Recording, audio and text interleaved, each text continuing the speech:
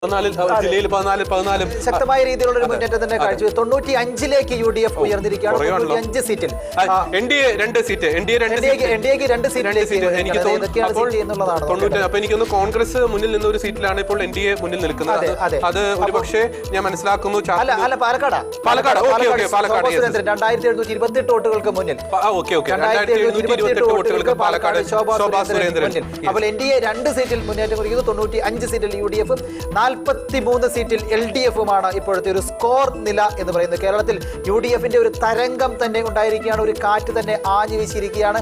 ഈ കാറ്റിൽ 100+ എന്ന് നമ്മൾ ചിന്തിച്ചാൽ പോലും അതിശയപ്പെടേണ്ടതില്ല എന്നുള്ളതാണ് പ്രധാനപ്പെട്ട ഒരു കാര്യം. അപ്പോൾ ഒരിക്കലും പ്രതീക്ഷിക്കാത്ത ചില സീറ്റുകൾ പോലും UDF-ന്റെ കസ്റ്റഡിയിലേക്ക് വരാനുള്ള സാധ്യതയും തള്ളിക്കളയാൻ കഴിയില്ല. പാലക്കാട് ഇപ്പോൾ ശോഭാ സുരേന്ദ്രൻ മുന്നിട്ട് നിൽക്കുകയാണ്.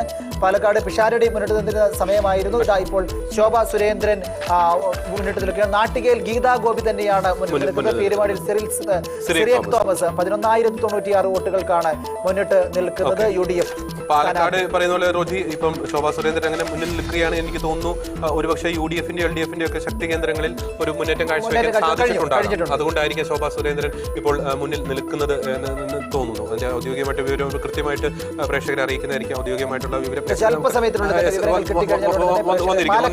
വന്നിരിക്കുന്നു.